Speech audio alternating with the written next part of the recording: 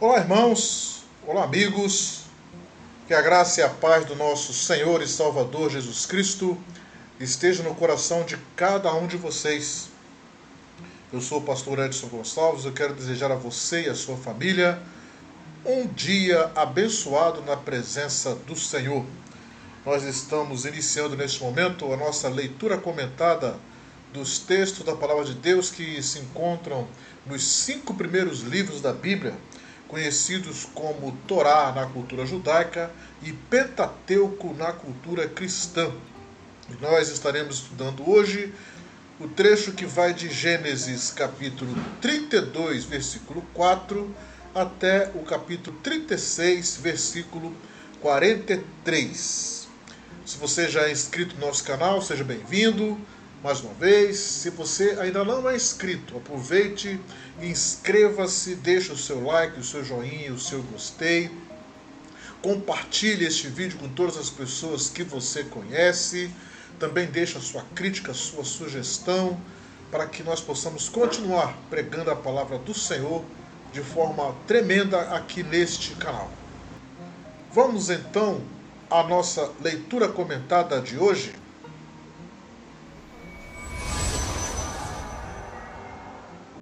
A porção que nós vamos comentar hoje, ela tem como título Vaishlar, que significa e ele enviou. E nós encontramos nesta porção Jacó ou Yaakov, que retorna à Terra Santa ou ao local onde moram os seus pais, depois de uma ausência de 20 anos morando ali em Padã Arã. Então ele envia alguns emissários à frente para encontrar-se com Esaú na esperança de uma reconciliação. Entretanto, seus mensageiros relatam que o seu irmão está se preparando para uma guerra, vindo com 400 homens armados. Jacó se prepara para a guerra, faz orações e envia para Esaú um grande presente, centenas de cabeças de gado para apaziguá-lo. Naquela mesma noite, Jacó leva a sua família e posses através do rio Jaboque. Depois ele retorna e se encontra com um anjo, com quem luta até o amanhecer. Jacó luta e nessa luta ele sofre uma luxação no quadril, mas acaba vencendo o anjo, que lhe confere o nome de Israel, que significa aquele que prevaleceu sobre o divino. Esaú e Jacó se encontram, se abraçam e se beijam, mas se separam. Jacó adquire um terreno perto de Xerém, cujo príncipe herdeiro, também chamado de Xerém, sequestra e estupra Diná, filha de Jacó.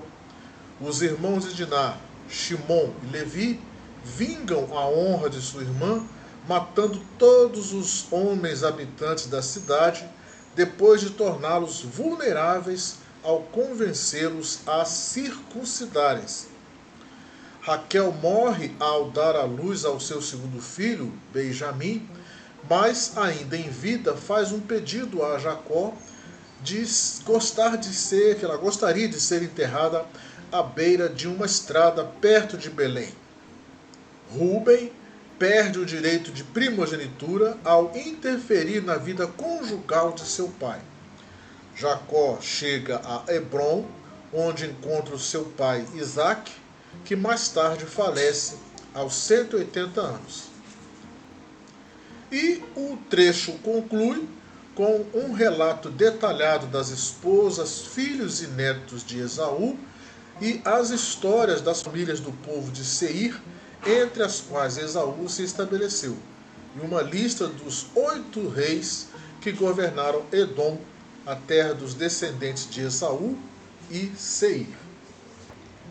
Eu quero meditar com vocês no trecho de Gênesis que vai do capítulo 32 do versículo 22 até o versículo 32.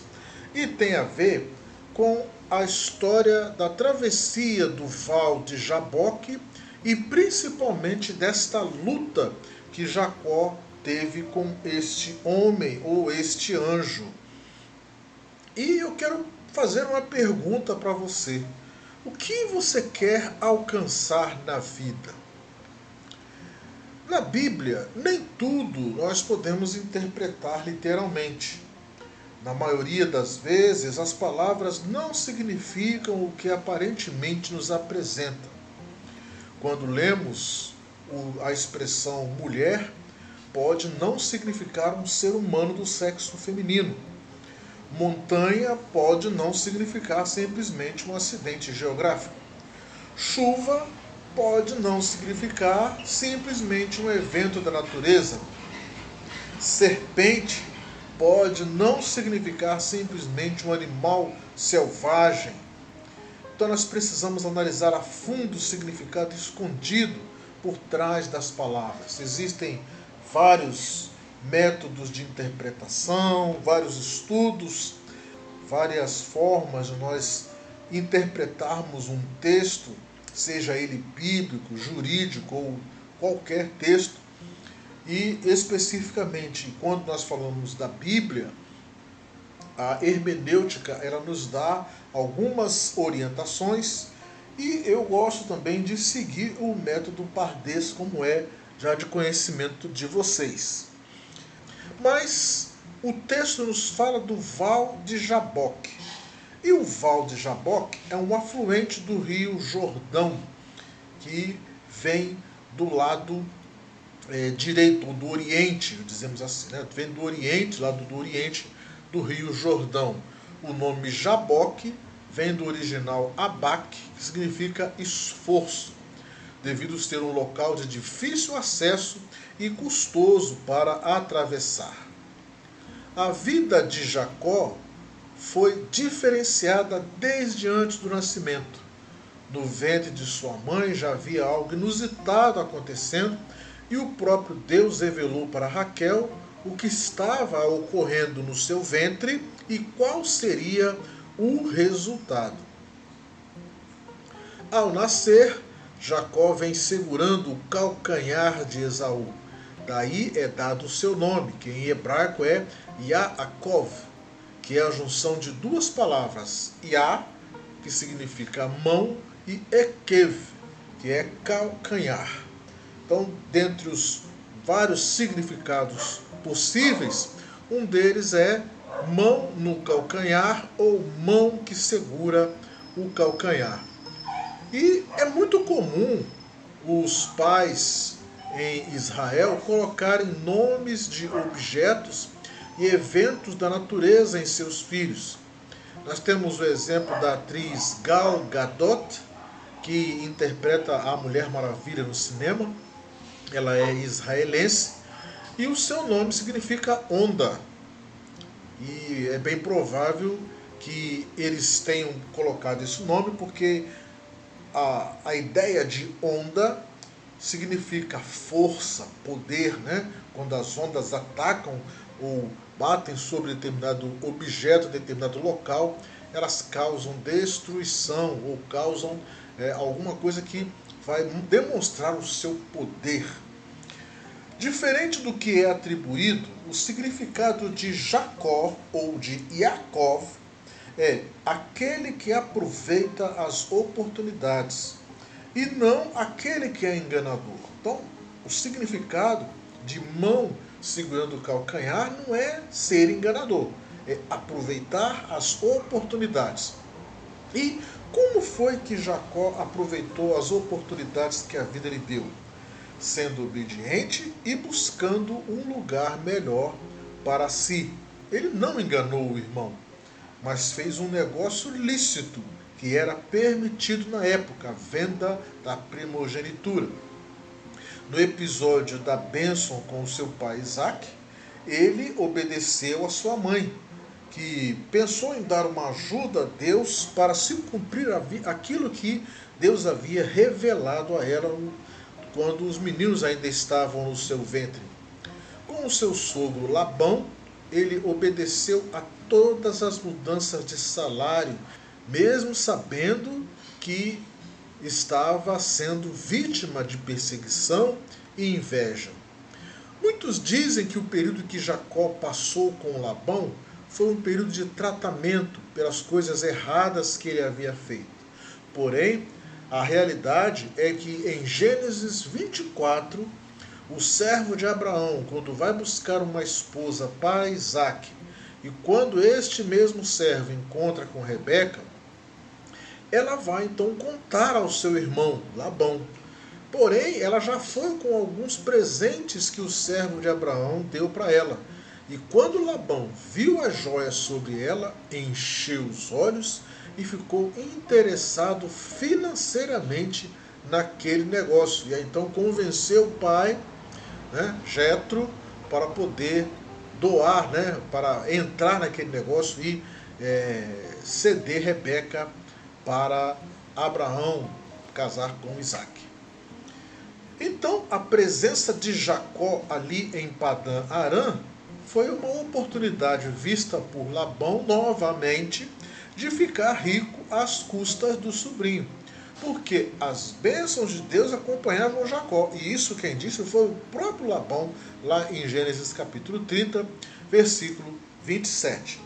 Entretanto, quem prosperou foi Jacó. Ele trabalhou para Labão, casou com as suas filhas, ficou rico, e isso gerou ciúme entre ele e os filhos de Labão e o próprio Labão. Em determinado momento da vida de Jacó, rico e cheio de filhos, depois de 20 anos, Deus avisa que é o momento dele voltar para a sua terra, lá em Gênesis 31, versículos 11 e 12. Porém, havia um juramento de morte feito por Esaú, e isso naquela época significaria não morrer somente ele, a pessoa que estava jurado de morte, mas toda a família e todos os seus bens. Então, Jacó pega toda a sua família, os seus bens, e resolve voltar à sua terra. Mesmo sabendo que estava ameaçado de morte, ele resolve voltar. E na caminhada, eles chegam ao Val de Jaboque. Imaginem o que está passando pela mente de Jacó durante essa jornada. Ele provavelmente está fazendo uma reflexão de tudo aquilo que ele fez, mesmo que tenha sido obedecendo a ordens, mas ele sabia que poderia morrer e perder tudo. Mesmo assim, ele obedeceu a Deus e voltou. E a sua volta significa um retorno às dores do passado. Significa encarar o seu pai, encarar o irmão, encarar a fuga obrigatória instigada pela mãe, encarar a morte da mãe sem poder se despedir, dela. Se ele desistisse de atravessar o Val de Jaboque, nenhum de nós estaria hoje onde estamos. Mas ele para. E esta pausa é proporcionada por Deus como sendo o ápice da vida de Jacó. E é o que nós vamos refletir agora para tirar as nossas lições. Existem 70 expressões que se referem ao nome de Deus. Uma delas é o Deus de Abraão, Isaque e Jacó. E aí nós paramos para pensar, mas por que Deus de Abraão, Isaque e Jacó? Por que não Deus de Abraão, Isaque e Israel? Porque Jacó lutou com um homem ou um anjo, e nesta luta ele foi totalmente quebrado. Poderíamos dizer que é o pior momento da sua vida, cheio de incertezas. Porém, quando ele luta e vence, o ser com quem lutou disse, lá no versículo 28, como um príncipe, você lutou com Deus e com os homens e prevaleceu. Por isso, vou mudar o seu nome de Jacó para Israel. O ideal seria, o certo seria Deus de Abraão, Isaque e Israel. Mas por que não é Deus de Abraão, Isaque e Israel, e sim Deus de Abraão, Isaque e Jacó? Quais foram os homens que Jacó prevaleceu? Porque com Deus a gente já vai ver qual foi o Deus que ele lutou. Mas e os homens? Primeiramente nós temos o irmão. Ele venceu o irmão quando comprou a primogenitura, quando aproveitou a oportunidade que a própria lei daquele momento permitia para que ele pudesse comprar a primogenitura. Depois ele venceu o pai por indução da mãe. Nós poderíamos até dizer que essa indução seria algo errado que a mãe tenha feito, mas ela fez. E de uma certa forma foi até aprovado, né? O tio, que também era seu sogro, os cunhados. Podemos dizer que o caráter de Jacó foi forjado para uma missão maior. Foi preparado por Deus para se tornar exatamente o homem que estava ali no val. Ali o homem que estava era Jacó. Tudo foi revelado para Jacó. Tudo quem passou foi Jacó. Um homem altamente ilibado, que ganhou um lugar no coração de Deus bem antes de chegar ali no val de Jaboque. O único propósito de Jacó era a bênção de Deus. Isso nós vimos na lição passada, no estudo passado, em que ele colocou uma pedra por coluna, colocou azeite sobre aquela pedra e disse: olha, se tu me abençoares, eu vou entregar ofertas, dízimos. Então Jacó estava preocupado com a oferta, com a bênção de Deus. E ele faria tudo e fez tudo para obter esta bênção. Tudo o que ele passou foi como Jacó. E era como Jacó, e era sobre esta base, Jacó, que Deus iria edificar uma bênção. Podemos dizer também que a etimologia da palavra Israel nos mostra, nos dá alguma coisa com o que pensar para acrescentar a todas estas questões. A palavra Israel é derivada de duas expressões. Sará, cuja raiz significa lutar, prevalecer, ter o poder como um príncipe, e de outro a palavra El, que significa força, poder, e é o nome de Deus, especialmente do nosso grande Deus onipotente. Portanto, poderíamos expressar o significado de Israel como príncipe poderoso que luta e prevalece com Deus, soldado de Deus, ou aquele que governa com o Todo-Poderoso, um príncipe de Deus. Outro ponto que nós podemos observar também neste trecho é que Jacó lutou e prevaleceu. A palavra prevaleceu foi traduzida da expressão em hebraico vatuhal, que quer dizer e você foi capaz. A tradução ficaria assim: como um príncipe, você lutou com Deus e com os homens, porque você foi capaz. Isso significa para nós que quando estamos com Deus, nós podemos tudo. Não há limites no mundo espiritual, nem no mundo físico, nem no mundo emocional, e nem numa área há perigo de nós perdermos, porque nós estamos com Deus. Entretanto, um ponto que eu queria abordar é o fato da luta de Jacó. No versículo 25, é dito que Jacó lutou com um homem. No versículo 26, esse homem percebe que não venceria Jacó e desloca a sua coxa. Ao amanhecer, o homem que lutava com Jacó estava partindo, estava indo embora. E aí Jacó pergunta o seu nome. Porém, o homem não diz o seu nome e abençoa Jacó. Isso está no versículo 28, trocando-lhe o nome. Mas antes, faz aquela declaração de que Jacó havia lutado com Deus e prevaleceram. Ora, surge uma dúvida para nós. Era um homem ou era Deus? Ou era um anjo? O texto diz que era um homem, mas o homem disse que Jacó havia lutado com Deus. Então nós teríamos uma contradição? De maneira nenhuma. Aquele homem, nós podemos dizer com toda certeza, era a manifestação em carne do eterno Deus, como já havia acontecido outras vezes, e aconteceria novamente.